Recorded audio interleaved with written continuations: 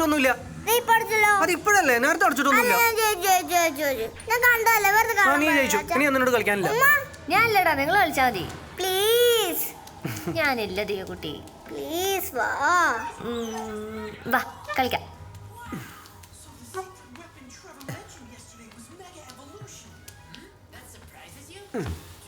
ഞങ്ങൾ ആ ഫോട്ടോസ് നോക്കിക്കൊണ്ടിരിക്കുകയായിരുന്നു.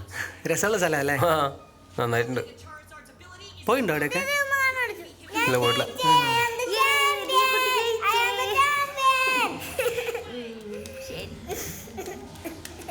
ഇനി അങ്കിള് വാ. ഓ, ഞാൻ കളിച്ച് ശരിയാവില്ല മോളെ. ചേട്ടാ ഞാൻ റൂമിൽ പോട്ടെ. വേണ്ട മോളെ, ശരിയാവില്ല. എടാ ചെല്ലടാ, അവൾ ഇത്ര പറയണതല്ലേ? ഇല്ല, ഞാൻ ചുമ്മാ ഇരിക്കണോ, രസമല്ലേ കളി. റെഡി?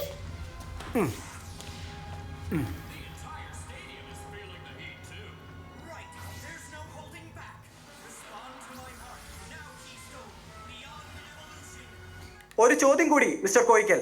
താങ്കൾക്കെതിരെ എതിർകക്ഷിയുടെ ഭാഗത്തു നിന്നും സോഷ്യൽ മീഡിയകൾ വഴി വലിയൊരു മാർക്കറ്റിംഗ് ക്യാമ്പയിനാണ് നടക്കുന്നത്. എങ്ങനെ പ്രതികരിക്കുന്നു? മിസ്റ്റർ ഭഗത്, ടിവിയിലൊക്കെ വരുന്നൊരു പരസ്യമുണ്ട്, താങ്കളും കണ്ടു കാണും. ഒരു ബോഡി സ്പ്രേയുടേത്. അത് വാങ്ങി ഉപയോഗിച്ചാൽ സ്ത്രീജനങ്ങൾ കെട്ടും പൊട്ടിച്ച് ആണുങ്ങളുടെ അടുത്തേക്ക് പാഞ്ഞു വരും എന്നൊക്കെയാണ് കാണിക്കുന്നത്. പക്ഷേ അത് വാങ്ങി ഉപയോഗിച്ചവരോ അത് വെറും ഒരു പരസ്യമായിരുന്നു എന്ന് തിരിച്ചറിഞ്ഞിട്ടുണ്ടാവുമല്ലോ, ഇല്ലേ? ഇത് തന്നെയാണ് എന്റെ വിശ്വാസവും. Thank you mister Koyickal. By election നടക്കുന്ന പുതുക്കാട് നിയോജക മണ്ഡലത്തിലെ സ്ഥാനാർത്ഥി കോയിക്കൽ ചന്ദ്രശേഖരനായിരുന്നു മൈസൂരിൽ നിന്നും നമ്മളോടൊപ്പം ഉണ്ടായിരുന്നത്. ഇനി ഒരിടവേള.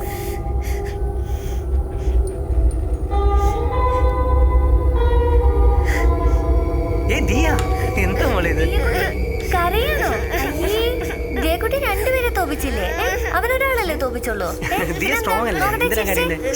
എടാ നിനക്കൊന്ന് തോറ്റു കൊടുത്തൂടെ? കുഞ്ഞല്ലേ ഇത്? അതെങ്ങനെ തോറ്റു കൊടുക്കണേ? മത്സരമല്ലേ? കരയണ്ട, സാരി.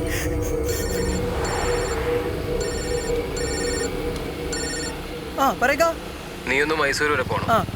അവിടെ ഏതോ ഒരു ഹോസ്പിറ്റൽ അവനുണ്ട്, അരവിന്ദ്. ശരിക്കാ.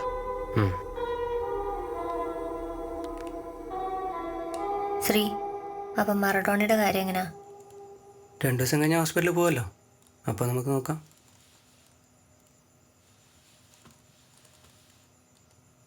എന്നാലും നിസാമൊക്കെ നമ്മളെ പിന്നെ വിളിച്ചേയില്ലല്ലോ.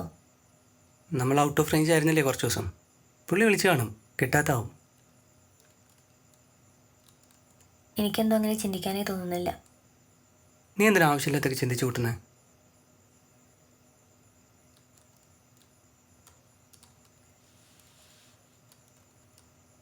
നിസാമിക്കൊക്കെ നമ്മളോടുള്ള ദേഷ്യമൊന്നും മാറിയിട്ടില്ല.